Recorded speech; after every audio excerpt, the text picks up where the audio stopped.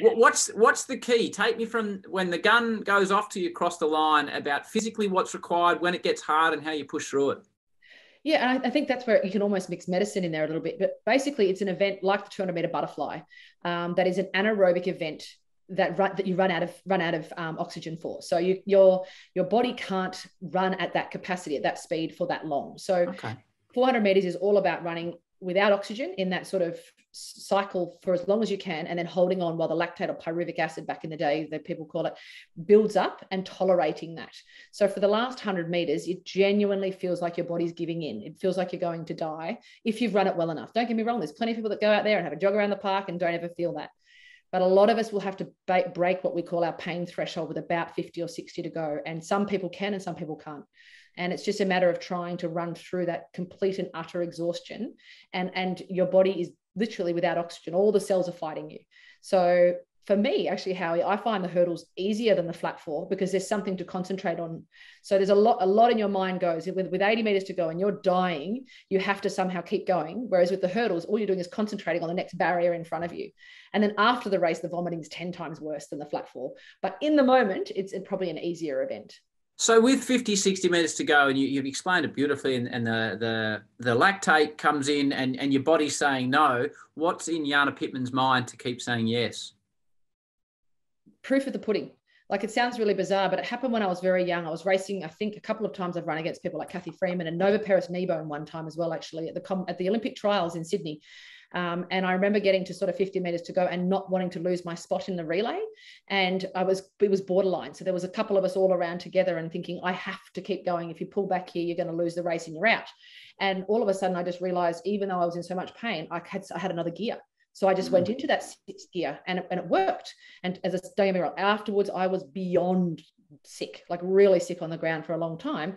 But I realized I'd prefer to be like that and then be really happy with the outcome. And so a couple of times I pushed that theory and that threshold, and eventually my body got used to it. So it automatically would break that pain threshold if I needed to.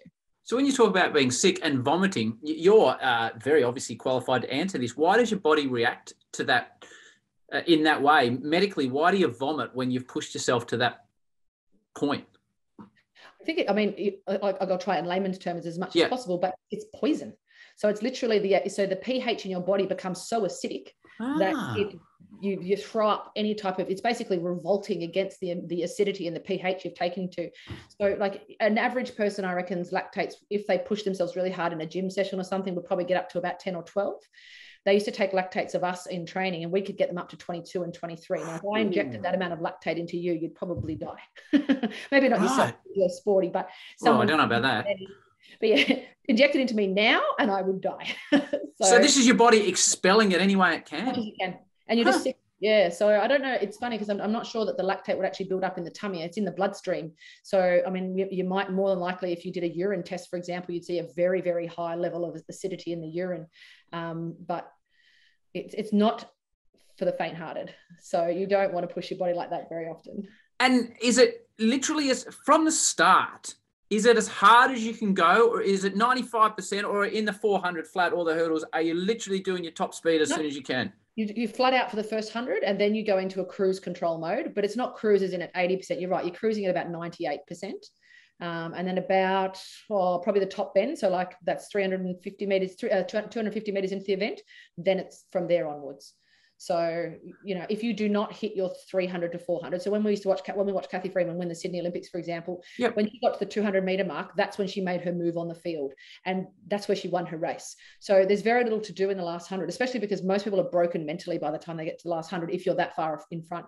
And because she made such a fantastic bend, she fought through all of that pain. She whipped off the last 100 and she won for Australia. So she's a great example of watching how the mechanics of a race can set you up to win, or actually you can lose with them.